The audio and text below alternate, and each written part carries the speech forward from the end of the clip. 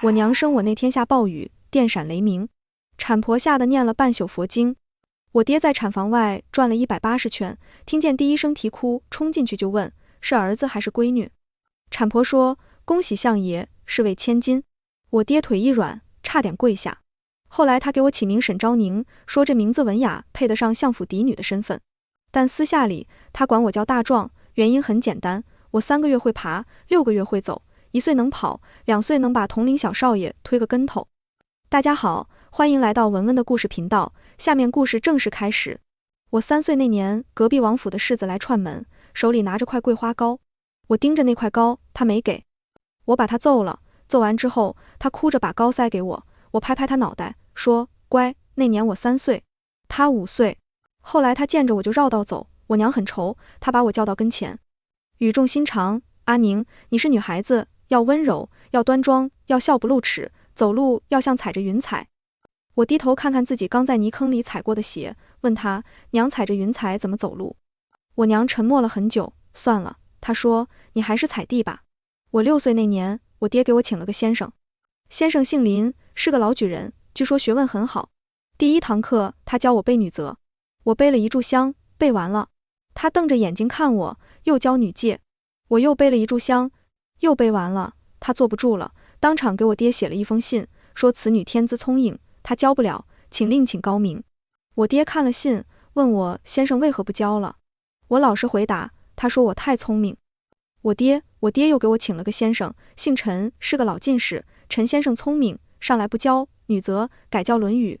我学得很快，快到他每次上课都要提前备课，生怕被我问住。有一次他讲君子喻于义，小人喻于利，我问他，先生，那既不是君子也不是小人的人算什么？他想了半天说，算普通人。我又问，那普通人该遇什么？他没答上来。第2天他就告病了，病了整整1个月，护地狂魔出显锋芒。我8岁那年，我娘生了我弟弟，我弟小名叫阿福，长得白白嫩嫩，谁见了都想捏一把。我娘抱着他，眼里全是慈爱，阿宁往后你就是姐姐了，要护着弟弟。我点头，然后我就真的护着了。阿福2岁那年，被周姨娘的儿子推了一把，摔了个跟头。我二话不说，把周姨娘的儿子按在地上，让他叫了10声大哥。阿福在旁边拍手，姐姐厉害。周姨娘气得脸都绿了，去找我爹告状。我爹来问我，大壮，你为什么打人？我说，他推阿福。我爹说，那你也不能打他啊。我说，我没打他，我就是让他叫了几声大哥。我爹去看周姨娘的儿子，那孩子正蹲在角落里抽抽搭搭。我爹问，你叫了吗？那孩子抬头，泪眼婆娑，叫了10声。我爹沉默了一会儿，转头问我，你怎么让他叫的？我就说，叫大哥，叫完就放你走。我爹最后什么都没说，走了。后来周姨娘见着我就绕道走。我10岁那年，阿福2岁。有一天他问我，姐姐，为什么别人都有好多兄弟姐妹，我只有你一个？我说，你想要弟弟妹妹？他点头。我说，那你去求娘再生一个。他去了。我娘听了他的请求，愣了半晌说，阿福，这事不是娘一个人说了算的。阿福眨巴着眼睛，那谁说了算？我娘没答。阿福跑来找我，把这话学了一遍，问我，姐姐，谁说了算？我说，爹说了算。阿福又跑去找我爹，我爹正在书房看公文，阿福扑过去抱住他的腿，爹，我想要弟弟妹妹。娘说，这是你说了算。我爹手里的公文差点掉地上，他把我叫去，问我，这话是你教他的？我说，没有，他自己想的。我爹看着我，眼神复杂。大壮，他说，你能不能教他点别的？我说，好。然后我教阿福背3字经，背到荣4岁，能让梨。阿福问我，姐姐，为什么要让梨？我说，因为要让着小的。阿福想了想说，那我是小的，是不是应该别人让着我？我说，对。他又想了想，那姐姐你为什么不让我？我沉默了一会儿，说，因为我是姐姐，让着你是我愿意，不让你是我的本事。阿福消化了3天，才把这话消化完。3句学规矩，精严为官。我12岁那年，我娘给我请了个叫规矩的嬷嬷姓方，据说是宫里出来的，规矩大的能压死人。第1天，她教我怎么走路，抬头，挺胸，收腹，步子要小，落地要轻。我走了3步，她说，太重了。我又走了3步，他说，还是重。我走了1炷香，他说，你是在踩地还是在跺地？我低头看了看说，踩地啊。方嬷嬷沉默了，沉默了很久，最后他说，算了，你还是别走了，坐着吧。然后他教我怎么坐着，只坐椅子的1/3，背挺直，手放膝上，目不斜视。我做了半炷香，他说，你动什么？我说，腿麻了。他说，忍着。我又忍了1炷香，他说，你怎么在抖？我说，腿麻了，不动就抖。方嬷嬷又沉默了，沉默完之后，她站起身，对我娘说，夫人，老身无能，教不了这位姑娘。我娘，方嬷嬷走了。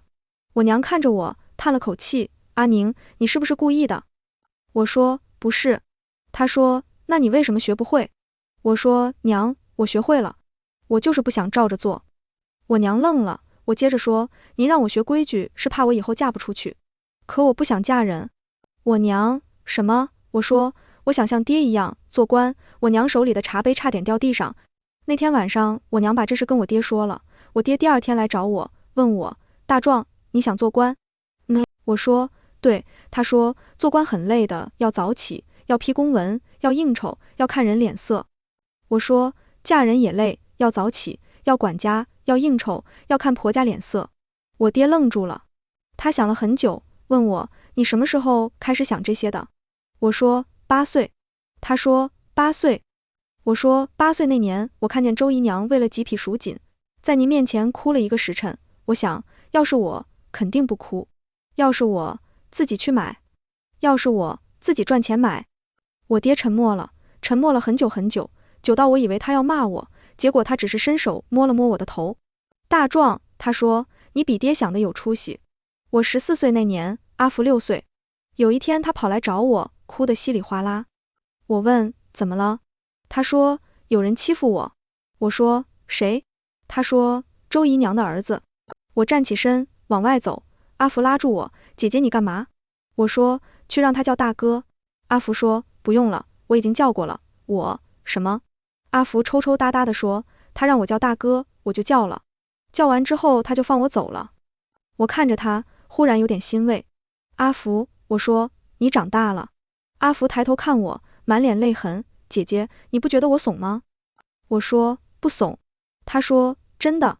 我说，真的，能屈能伸是本事，等你有本事了，再让他叫你大哥也是本事。阿福想了想，不哭了，他说，姐姐，你是我见过最厉害的人。我说，你才见过几个人？他说，很多。我说，多少？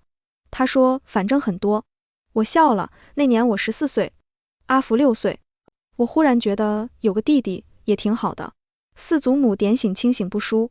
我15岁那年，祖母病了，我守在床前，端汤喂药，一连守了7天。第7天晚上，祖母拉着我的手说，阿宁，你是个好孩子。我说，祖母，您歇着，别说太多话。他说，让我说，再不说，怕没机会了。我没再拦他，他说，阿宁，你这孩子从小就和别人不一样，别人哭的时候你不哭，别人笑的时候你不笑，别人争的时候你不争。祖母一直看不透你，直到前些日子，我才看明白了。我看着祖母，她说，你不是不争，你是看不上那些东西。那些东西，1匹布，1只簪，一个男人的宠爱，你看不上。你要的是别的。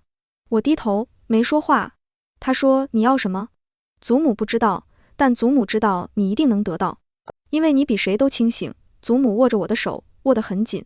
清醒的人不会输。祖母那场病好了，后来她又活了8年，看着我满18，满20，满23，看着我成为一个没人敢娶的老姑娘，我娘急得头发都白了。我爹倒是不急，每次我娘念叨，他就说，急什么，嫁不出去就养着。我娘说，养到什么时候？我爹说，养到死。我娘气得不理他3天。3天后，我爹给他买了个玉镯，他才消气。我20岁那年，阿福12岁。有一天他神神秘秘的凑过来，说，姐姐，我有喜欢的姑娘了。我说，哦。他说，你不问问是谁？我说，是谁？他说，是隔壁李氏郎家的2姑娘。我说，哦。他急了，姐姐，你就不说点什么？我说，说什么？他说，说你支持我，说你帮我，说，我说，阿福。他停下。我说，你喜欢人家是你的事，人家喜不喜欢你是人家的事，你能不能娶到她是爹的事。我支持不支持，没用。阿福愣了，愣完之后，他说，姐姐，你说的对。然后他走了，第二天他又来了，说，姐姐，我想通了。我说，想通什么？他说，我先去问问他喜不喜欢我。我说，怎么问？他说，我写封信。我说，你写？他写了一晚上，第二天把信给我看，让我帮他改。我看了一遍，说，不行，重写。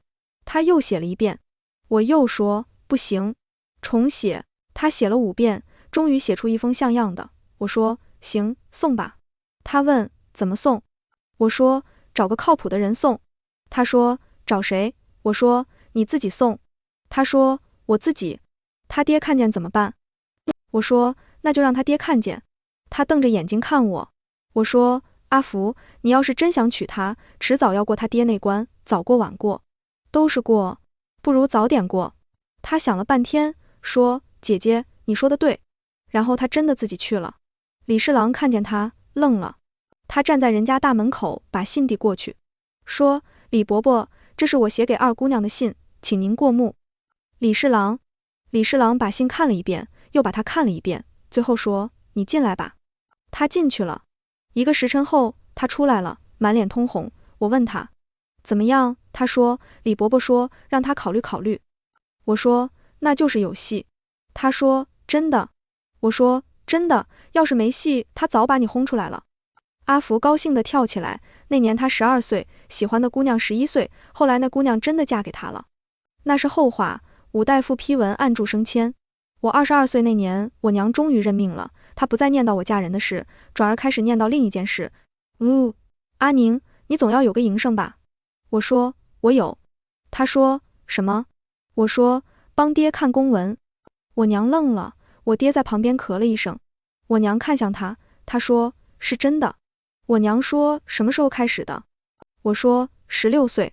我娘说，看了8年了。我说，对。我娘沉默了很久，最后她说，那你看出什么名堂没有？我说，看出来了。她说，什么？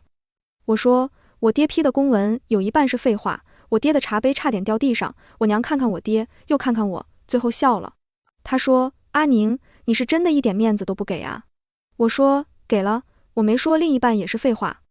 我娘笑得直不起腰，那是我第一次看见我娘笑得那么开心，也是我第一次觉得原来我也可以让娘笑。我22岁那年，阿福14岁，他跑来告诉我，李侍郎同意了。我说，恭喜。他说，姐姐，你呢？我说，我什么？他说，你什么时候嫁人？我说，不嫁。他说，为什么？我说，懒得。他愣了。他说，姐姐，你这么厉害，肯定能找个好人家的。我说，我知道。他说，那你为什么不找？我说，因为我不想。他想了半天问，那你想要什么？我想了想说，我想让爹升官。我说，爹升了官，我就是相府大小姐，到时候我想干嘛干嘛，谁敢管我？他又想了半天，说，姐姐，你是认真的？我说，你看我像开玩笑吗？他看了我一会儿，说，不像。我说，那就对了，后来我爹真的升官了，从吏部侍郎升到了尚书。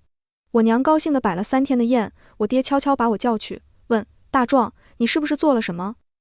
我说，没有。他说，真的？我说，真的，我就是把你那些废话公文挑出来改了几份，送上去的时候顺便加了几句实话。我爹沉默了很久，最后他说，大壮，你比你爹厉害。我说，我知道。他瞪我一眼，然后笑了。我24岁那年，祖母走了，走得很安详，拉着我的手，说，阿宁，你过得好不好？我说，好。他说，真的？我说，真的。他说，那你笑一个给我看看。我笑了，他看着我的笑，也笑了。他说，阿宁，你笑得真好看。我说，你以前没见过吗？他说，见过，但没见过这么真心的。我没说话。他说，阿宁，这些年委屈你了。我说，不委屈。他说，你比谁都清醒，清醒的人活得累。我握着他的手，没说话。他说，往后不用那么清醒了，媳想笑就笑，想哭就哭，想争就争，你值得。那是祖母对我说的最后一句话，我守了她3天3夜，送她走完最后一程。出殡那天，我娘哭得站不住，我爹扶着，阿福也哭，一边哭一边说，祖母说过，等我娶媳妇的时候，要给我包个大红包。我没哭，不是不想哭，是哭不出来。我只是站在那里，看着灵柩越走越远，祖母走了，那个从小护着我的人走了。那天晚上，我一个人坐在院子里，坐了很久。阿福来找我，说，姐姐，你没事吧？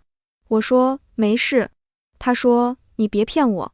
我转头看他，16岁的少年已经比我高了，他蹲在我旁边，说，姐姐，你要是想哭，就哭吧。我不告诉别人。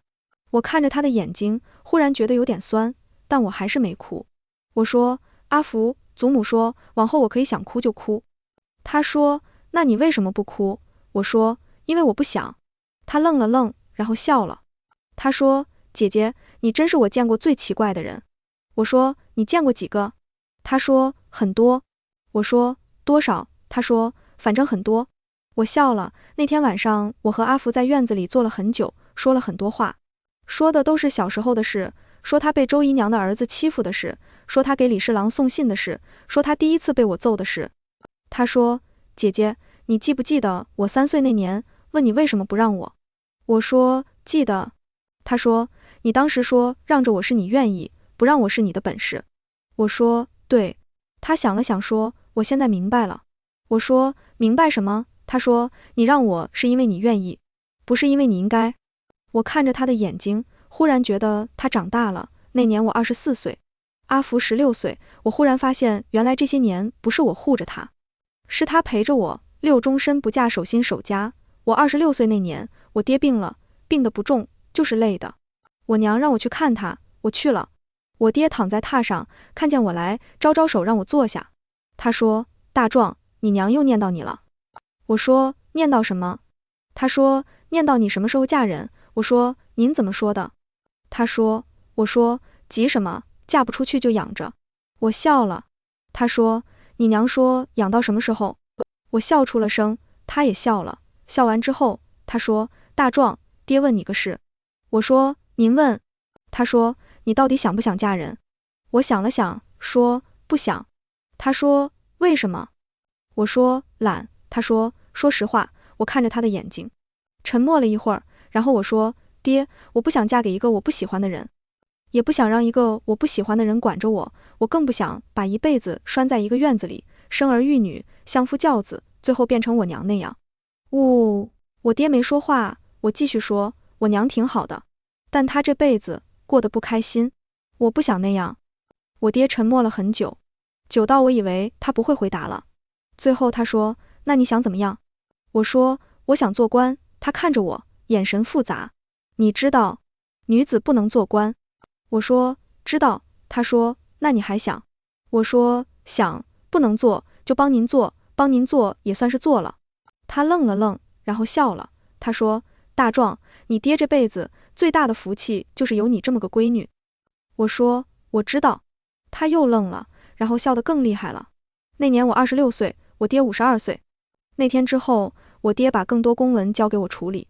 我娘有时候会来看，看着看着就叹气。我问他，娘，您叹什么？他说，叹你生错了时候。我说，没生错。他说，怎么没生错？你要是男子，早就能做官了。我说，娘，做不做官，不看我是什么，看我有什么本事。他说，你有本事有什么用？人家不让。我说，那我就不做。他愣了。我说，不让就不做，做了别的也一样。他说，做什么？我说，帮爹做事，帮阿福娶媳妇，陪您说话，看着这个家好好的。他看着我，眼眶有点红。他说，阿宁，你是真的想开了，还是在哄我？我说，真的。我说，娘，我这些年想明白了一件事。他说，什么？我说，人这一辈子能抓住的东西不多，抓不住的就别抓，抓住的就抓紧。我抓不住的是官位，是名声，是别人眼里的风光。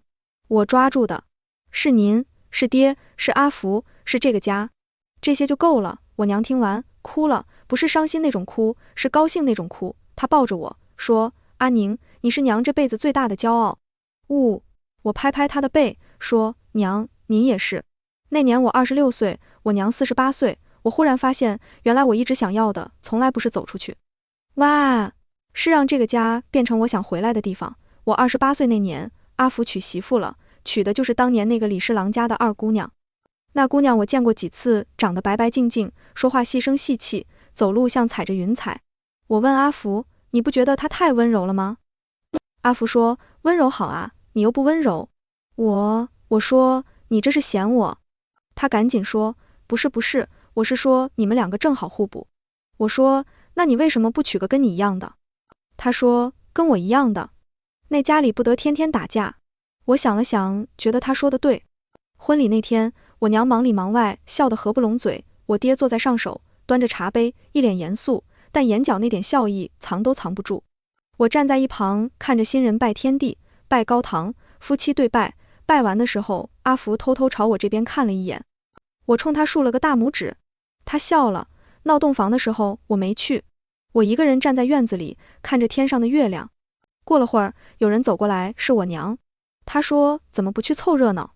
我说，太吵。她说，你从小就不爱凑热闹。我说，插在我旁边站了会儿，忽然说，阿宁，你后悔吗？我说，后悔什么？她说，后悔没嫁人。我看着月亮想了很久，最后我说，娘，您这辈子后悔过吗？她愣了。我说，您后悔过嫁给我爹吗？她沉默了一会儿，说，没有。我说，真的？她说，真的，你爹人好，对我也好，从来不让我受委屈，我有什么好后悔的？我说，那您这辈子开心吗？她沉默了，我知道她没撒谎，她对我爹是真的满意，但她这辈子也是真的不开心，不是因为嫁错了人，是因为嫁了人之后，她就不是她了。我说，娘，我不后悔。她说，为什么？我说，因为我这辈子一直是我自己。她看着我，眼眶慢慢红了。她说，阿宁，你真厉害。我说，不是厉害，是清醒。她说，清醒什么？我说，清醒的知道自己要什么，不要什么，清醒的知道什么能抓住，什么抓不住，清醒的知道这辈子最重要的是什么。她说，是什么？我看着她，慢慢说，是您，是爹，是阿福，是这个家，是我自己。我娘哭了，抱着我哭了很久。哭完之后，她擦擦眼泪，说，阿宁娘这辈子最对不住的就是你。我说，没有。她说，有的，娘以前老想让你嫁人，老想你像别人家的姑娘那样，是娘错了。我说，您没错，您是为我好。她说，可那不是你想要的。我说，我知道，但我也不怪您。她看着我，眼睛还是红的。我说，娘，您这辈子为我做过很多事，给我做好吃的，给我做新衣裳，我生病的时候守着我一夜一夜，这些我都记得。您想让我嫁人，是因为您觉得嫁人才能过得好，您不知道不嫁人也能过得好。现在您知道了，那就够了。我娘听完又哭了，这回是笑着哭的。那年我28岁，我娘50岁，我忽然发现，原来这些年不是我长大了，是我和我娘一起长大了。后来我爹官至尚书，一直干到60岁告老还乡。阿福生了3个孩子，2儿1女，逢年过节就带着他们来看我。孩子们叫我大姑姑，问我为什么不嫁人。我说，懒，他们就笑。我娘活到70岁，走的那天拉着我的手说，阿宁，你过得好不好？是，我说，好。她说，真的？我说，真的。她笑了，说，那我就放心了。我爹在他走后，第3年也走了，走之前跟我说，大壮，你比爹强。我说，知道。他瞪我一眼，然后笑了。阿福继承了我爹的衣钵，也做了官。做官之前，他问我，姐姐有什么要交代的？我说，有。他说，什么？我说，批公文的时候少写点废话。他愣了愣，然后笑得直不起腰，七情醒世，无悔人生。我这一辈子没嫁人，没生孩子，没做官，但我觉得我过得挺好，因为我比谁都清醒，清醒的知道自己要什么，不要什么，清醒的知道这辈子最重要的是什么，是我自己，是我娘，我爹，阿福，还有那些看着我长大的孩子们，是每一个我能笑出来的日子，这就够了。真的。后来有人问我，你这一辈子有没有遗憾？我想了想，说，他说，什么？我说，遗憾没多揍阿福几顿。他愣了，我笑了。阿福在旁边听见了，说姐姐，我都50了，你还想揍我？我说，想。他说，那你揍吧。我说，算了，懒得。他又笑了，笑着笑着，眼眶就红了。他说，姐姐，谢谢你。我说，谢什么？他说，谢谢你，这辈子一直是你自己。我看着他，忽然觉得这辈子值了。